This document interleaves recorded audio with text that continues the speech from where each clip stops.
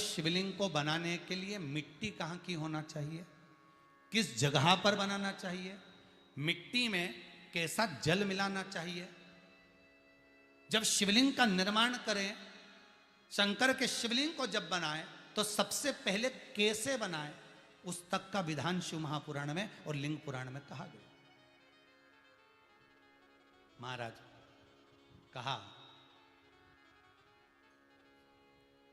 क्यारे की मिट्टी हो, क्यारा मतलब समझिएगा जिस मिट्टी पर कोई गंदगी ना करी गई हो, ऐसी जगह का कोई भाग मिट्टी का लाया जाए जहां कोई गंदगी ना करे। शिव महापुराण की कथा कहती है। देखो, पिछले वर्ष के लॉकडाउन से लेकर अभी तक की जो कथाएं आप लोग सुने हैं, उसमें शिवलिंग मट्टी का किस तरह से बनाया जाए और कैसी मट्टी हो और उसमें पानी कैसा मिलाया जाए, कैसा शिवलिंग तैयार करा जाए, उसका विधान वर्णन नहीं कर पाए, परंतु आज कथा निकली है तो उसको सुन लो। क्यारे की मिट्टी, क्यारे की मिट्टी मतलब जिस मिट्टी पर कोई गंदगी ना करी गई हो, ऐसी जगह की मिट्टी को लेकर जाए। और मिट्टी को लाने के बाद थोड़ा पानी का सींचन कर दें, अर्थात घर में लाएं तो उससे पहले मिट्टी को पवित्र करें। अपने घर में गंगा जल रखा हो, यमुना जल रखा हो, सरयू जी का जल रखा हो, उससे मिट्टी का सींचन कर दें। मान लो अगर ये जल नहीं भी है तो जल के अंदर थोड़ा सा इत्र डालकर मिट्टी का सींचन करें। अगर इत्र भी नहीं है तो जल के अंदर थोड़ा सा दूध डालकर मिट्टी का सींचन करें।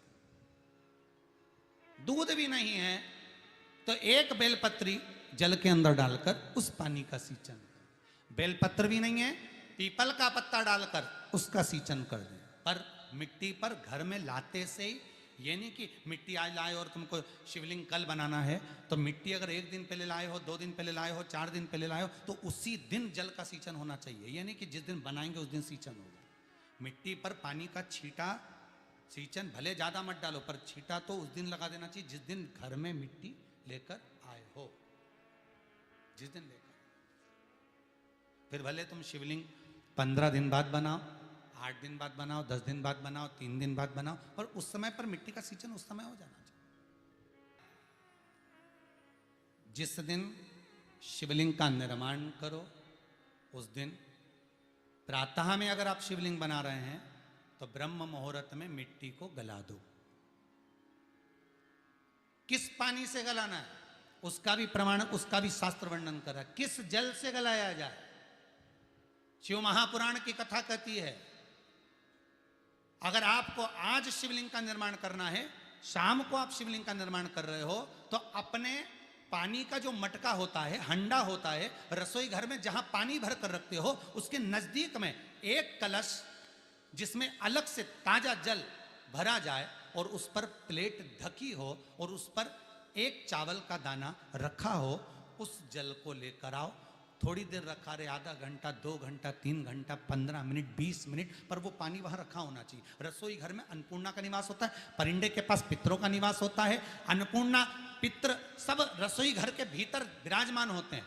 शास्त्र कहता है 33 कोटि देवता एक समय के लिए, एक क्षण के लिए हमारे रसोई घर में प्रवेश करते हैं। इसलिए रसोई घर को तुम पूरे घर को स्वच्छ रखो ना रखो, पूरे घर को तुम साफ रखो ना रखो, पर रसोई घर एकदम क्लीन होना चाहिए, साफ होना चाहिए, स्वच्छ। चक्र में पार्थिव शिवलिंग का निर्माण सावन के महीने में अगर आप शिवलिंग बनाते हैं, सोमवार को शिवलिंग बनाते हैं, तो नियम ध्यान रखिएगा महाराज, लिंग पुराण से है ये, इसका नियम ध्यान रखिए।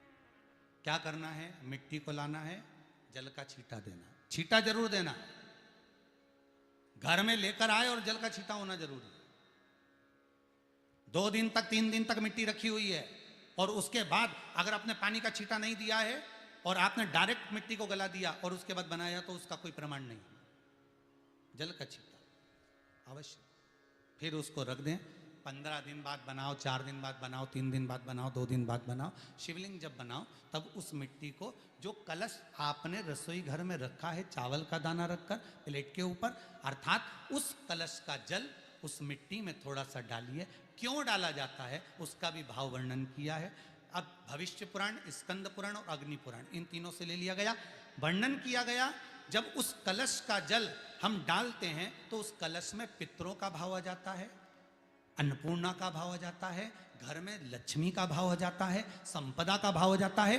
पूरे 24 घंटे के अंदर एक क्षण के लिए रसोई घर में 33 कोटि देवता आते हैं, तो वो देवता का सारा भाव उस कलश के अंदर आ जाता है। और वो जल जब हम उस मिट्टी में मिलाते हैं तो गंगा, यमुना, सरयू, सरस्वती, ये 33 कोटि देवता में, तो इन सब का आनंद उस जल में आ जाता है। और वो जल जब हम मिट्टी में मिलाते हैं तो मिट्टी पवित्र हो जाती है, स्वयं कैलाश अधिपति को स्वीकार करने के लायक हो जाती है, निर्मित करने के लायक हो जाती है। निर्माण कैसे करना? मिट्टी में गला दिया पानी में। सबसे पहले शिवलिंग बनाने से पहले पात्र जो होता है उसके नीचे एक बेलपत्र रखी जाती है। क्या रखना है? एक बेलपत्र। शंकर को झेलने के लिए कोई साधारण नहीं है पात्र जिस पे झेला जाए। स्वयं गंगा शिव की जटा में, और आप शंकर के शिवलिंग का निर्माण कर रहे हो, कोई साधारण नहीं हो सकता। स्वयं आप विदेश्वर संहिता के अंतर्गत पढ़े कि ब्रह्मा और विष्णु, ब्रह्मा ऊपर जा रहे हैं, भगवान विष्णु नीचे जा रहे हैं, तो पता नहीं कर पा रहे कि यहां चरण कहां पर और शीश कहां पर है,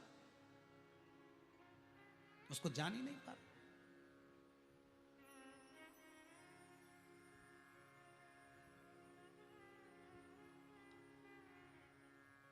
बस एक बेलपत्र सीधा भाग, और इस बेलपत्र की जो डंडी है वो उत्तर दिशा में रखना है थाली के अंतर्गत।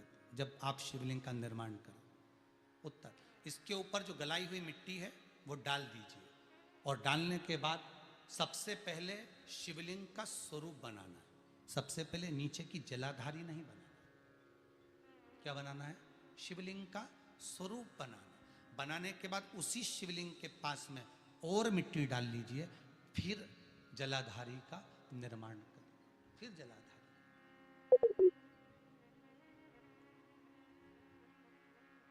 शिवलिंग जलाधारी निर्मित हो गई।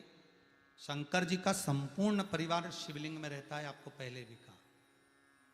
भगवान भूत अधिपति भूतेश्वर, भगवान शिव का संपूर्ण परिवार शिवलिंग में, पहले भी कथा में कहा, आज फिर आपको वर्णन कर देते हैं। तिकोणी शंकर भी है, जाने की जरूरत नहीं पड़ेगी। जो 5 पुत्रियां हैं, ये शादी नहीं हो रही, बहुत समझी की 7 बिंदियां लगा दो, लड़का लड़की का हाथ उस बिंदी पर रखवा दो, उसका नाम गोत्र बोलो, उसी हल्दी में उसके हाथ पीला करवा दो, और पीपल के पेड़ पर उस हाथ 3 माह के अंतर्गत विवाह नक्की होगा। टीवी पर बैठे हैं, सम्मुख में कथा सुन रहे हैं, फेसबुक यूट्यूब पर सुन रहे हैं, मिट्टी के ऊपर रखकर शिवलिंग का निर्माण, फिर जलाधारी का निर्माण और शिवलिंग का निर्माण पूर्ण होने के बाद में फिर बाबा का सुंदर भाव से आप श्रृंगार करें, अभिषेक करें, पूजन करें। और एक बात याद रखना, पार्थिव शिवलिंग का अगर निर्माण करा है तो आपको वो पार्थिव शिवलिंग को रात्रि होने से पहले विसर्जन होना जरूरी है। हाँ, अगर कोई भी शिवरात्रि का दिन है तो फिर आप पूरी रात रख सकते हो, हरतालिका तीज का दिन है पूरी रात रख सकते हो, बड़ी तीज है, छोटी तीज है, आप शिवलिंग बनाए हो तो आप पूरी रात रख सकते हो, विशेष कोई उत्सव है, श्रावण का महीना है, पूरी रात रख सकते हो। पर बाकी के समय अगर आप शिवलिंग का निर्माण करें तो उसको सूर्यास्त होने के पहले आप उसको नदी में, जल में, जलाशय में विसर्जन करें। बहुत ध्यान दीजिएगा, विसर्जन करते समय जब आप विसर्जन करें, पानी में अपने पात्र को, शिवलिंग को जब छोड़ें, उस समय पर ध्यान दीजिएगा कि शिवलिंग की जो जल की धार है, जिसका उत्तर की ओर जो जल की धार होती है, विसर्जन करते समय वो जल की धार अर्थात वो उत्तर का भाग हमारी ओर होना चाहिए, और थाली इस तरह से पकड़ें कि वो भाग हमको जब डालें तो वो भाग हमको दिखे, थोड़ा सा नजर आए पानी में डालते समय। और जब वो थोड़ा भाग दिखता रहे, और जिस लिए आपने शिवलिंग बनाया, जिस कामना से आपने शिवलिंग बनाया है, वो कामना उस भाग को पानी में देखते देखते बोल दीजिए, वो कामना पूर्ण हो जाती है। इसको कहते हैं पार्थिव शिवलिंग का निर्माण करना और उसकी आराधना करना, उसकी आराधना कई लोग करते हैं, बना भी लेते हैं, पूजन भी करते हैं, और कई बार कहते हैं हमारा काम नहीं, तो उसमें भगवान का दोष नहीं है, दोष अपना। देखो, आप आए नहीं, सुबह हो गई, मेरी पूजा की थाली